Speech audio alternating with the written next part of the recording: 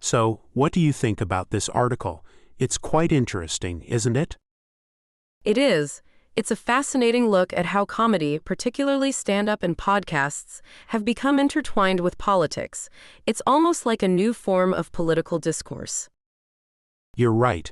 It's like they're giving voice to the frustration and anger that a lot of people feel, and that can be very appealing, especially to those who feel like they're not being heard by the mainstream media. It's almost like they're offering a different perspective, a way to see the world that's outside of the traditional political narrative. And that can be very powerful, especially for those who are looking for something different. And that's where the danger lies. Because while these comedians may be offering a different perspective, it's not always a balanced or accurate one. They can be just as biased and manipulative as any other political commentator. That's true. It's important to be critical of the information we consume, even if it comes from someone we trust or admire. We need to be aware of the biases and agendas that might be influencing what we're hearing. Absolutely. And that's why it's so important to be informed and to engage with different perspectives. We can't just rely on one source of information, especially when it comes to politics. I agree. We need to be critical thinkers and to be willing to challenge our own beliefs. It's not about being right or wrong, it's about being informed and engaged. Well said. So, what do you think about the future of comedy and politics?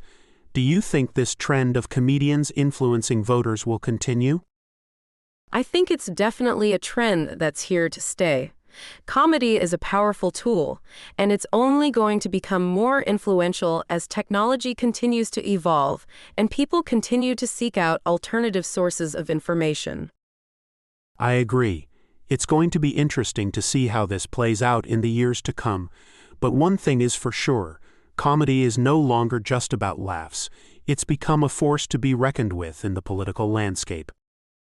That's for sure. It's a reminder that we need to be aware of the power of media, even when it comes in the form of jokes and entertainment. Exactly, it's not just about jokes anymore. These comedians are shaping opinions, influencing voters, and even becoming platforms for politicians. It's a whole new ballgame. I think it's important to remember that comedy has always been political, even if it wasn't always so overt. But the rise of these podcasts and the way they've become so popular, especially among younger audiences, has definitely amplified that political aspect. Absolutely. And it's not just about the content, it's about the format.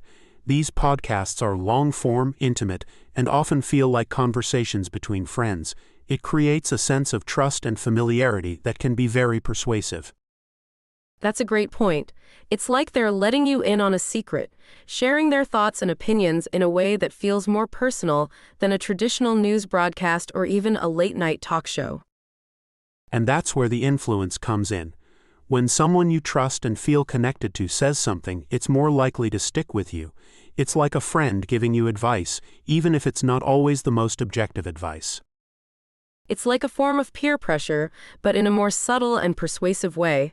It's not about shouting at you, it's about whispering in your ear and making you think. Exactly, and that's what makes it so powerful. It's not just about the jokes, it's about the relationships and the trust that's built through these podcasts.